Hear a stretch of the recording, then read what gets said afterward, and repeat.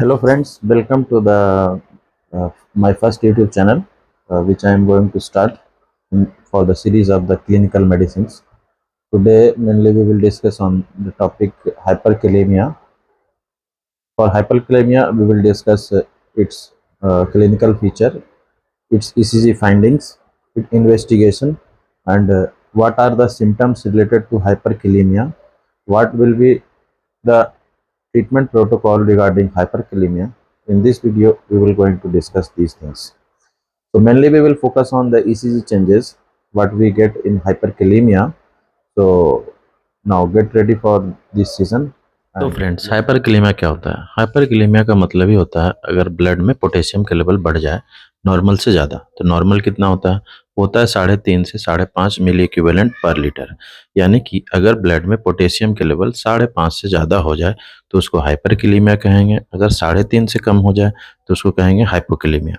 तो आज हम लोग मेनली डिस्कस करेंगे हाइपरकैलेमिया के बारे में, जिसमें कि पोटेशियम के लेवल 5.5 से ऊपर हो जाता है ब्लड में। तो उसके रिगार्डिंग हम लोग आज डिस्कस करेंगे। तो पहला चीज हम लोग फोकस करेंगे, what will be the causes for the hyperkalaemia. Hyperkalaemia का कारण क्या क्या हो सकता है? तो हाइपरकैलेमिया का कारण पहला अगर हम लोग देखें तो अगर हम लोग खान पान में पोटेशियम का लेवल रिच डाइट, मतलब पोटेशियम रिच डाइट अगर हम लोग ले तो उस कारणों से भी पोटेशियम के लेवल ब्लड में बढ़ जाता है।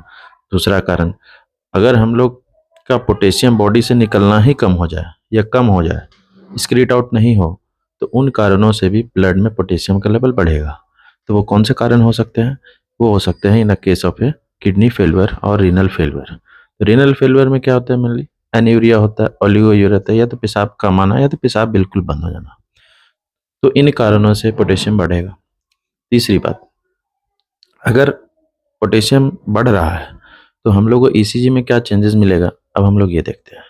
तो ईसीजी में मेनली चेंजेस जो मिलेगा हम लोग को, वो मिलेगा tall tented T waves. Tall tented T waves का मतलब ही होता है कि अगर हम लोग टी वेव को ऊपर से ऐसे खींच दें तो ये टी वेव जो होगा हमारा लंबा हो जाएगा बिल्कुल। तो उसी को कहते हैं टॉल टिंटेड टी वेव्स। तो टॉल टिंटेड टी वेव हम लोग को ईसीजी में फाइंडिंग मिलेगा। और उसके साथ साथ हम लोग को क्या मिलेगा, जब भी टी वेव टॉल टिंटेड होगा तो उस कारण से क्या होगा, एसटी एलिवेशन हो जाएगा। एसटी एलिवेशन हो जाएगा यानी कि एसटी सेगमेंट ऊंचा उठ जाएगा थोड़ा, क्योंकि टी वेव हम लोग खींच दिए, ऊपर कर दिए। इस कारण से क्या होगा, एसटी सेगमेंट में भी एलिवेशन आएगा। ठीक है, अब इसके बाद हम लोग को क्या दिखेगा ईसीजी में? दूसरा तीसरा फाइंडिंग और क्या मिल सकता है कि जैसे ही एसटी सेगमेंट एलिवेशन होगा तो हम लोग को ब्रॉड क्यूआरएस कॉम्प्लेक्स भी मिलेगा। ब्रॉड क्यूआरएस कॉम्प्लेक्स, ये तीसरी फाइंडिंग है। तीसरी फाइंडिंग के बाद चौथा फाइंडिंग में मिलेगा, जैसे ही हाइपर मतलब पोटेशियम का लेवल ब्लड में बढ़ता बढ़ता बढ़ता जाएगा तो एक लेवल ऐसा आएगा जब पी वेव हम लोग का जो होगा वो डाउनवर्ड डायरेक्शन में आएगा और एक टाइम पे आइसोइलेक्ट्रिक पॉइंट पे आके नेगेटिव भी हो सकता है। तो उस कंडीशन में भी पीआर प्रोलोंगेशन भी हम लोग को दिखेगा, नेगेटिव पी वेव मिलेगा।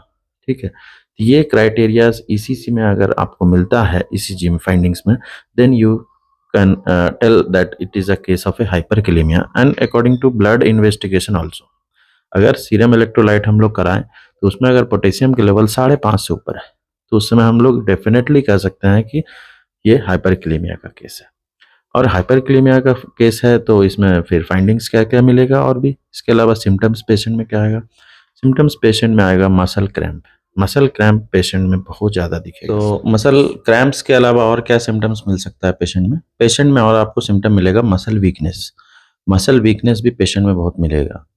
और क्या मिल सकता है? पेशेंट का हार्ट रेट, पल्स रेट कम जाएगा या उसके हार्ट की कॉन्ट्रैक्टिलिटी कम जाती है। पेशेंट को पेशाब आना कम जाएगा या बंद हो जाएगा। तो ये सारे लक्षण होते हैं हाइपरकैलेमिया के। अब हम लोग ट्रीटमेंट प्रोटोकॉल के रिगार्डिंग बात करने जा रहे हैं। तो पहला चीज़ जो हम लोग ट्रीटमेंट में यूज़ करेंगे दैट इज़ कैल्शियम ग्लूकोनेट या कैल्शियम क्लोराइड। ये दो चीज़ में से कोई एक चीज़ आपको यूज़ करना है। कैल्शियम ग्लूकोनेट करिए या तो कैल्शियम क्लोराइड यूज़ करिए। ये क्या करेगा? ये मेनली एंटागोनाइज करेगा पोटेशियम को मेम्ब्रेन पे, समझ गए? और दूसरा जो यूज़ करेंगे हम लोग, वो यूज़ करेंगे इंसुलिन के साथ डेक्सट्रोज। ये क्या करेगा? ये मेम्ब्रेन को स्टेबलाइज करेगा। ये मेम्ब्रेन को स्टेबलाइज करेगा और क्या करेगा? ब्लड में जो भी पोटेशियम प्रेजेंट है उसको इनसाइड द सेल पुश करेगा ताकि ब्लड में पोटेशियम के लेवल कम जाए। इसके अलावा और क्या कर सकते हैं? इसके अलावा हम लोग नेबुलाइजेशन कर सकते हैं साल्बुटामोल से, आस्थालिन से। ये क्या करेगा? ये भी सेम काम करेगा जैसे इंसुलिन और डेक्सट्रोज कर रहा था। ये भी मेम्ब्रेन को स्टेबलाइज करेगा और ब्लड में से पोटेशियम के लेवल को कम करेगा और कार्डियक मेम्ब्रेन को स्टेबलाइज करेगा और सारे पोटेशियम को ब्लड से सेल के अंदर पुश कर देगा।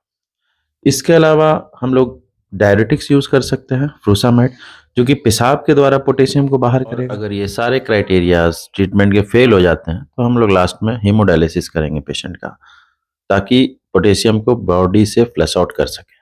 ठीक है। एक चीज़ और है, अगर हम लोग पोटेशियम को करेक्ट करने बैठे हैं ट्रीटमेंट प्रोटोकॉल में, तो इस चीज़ का ध्यान रखना है कि ओवर करेक्शन भी नहीं करना है।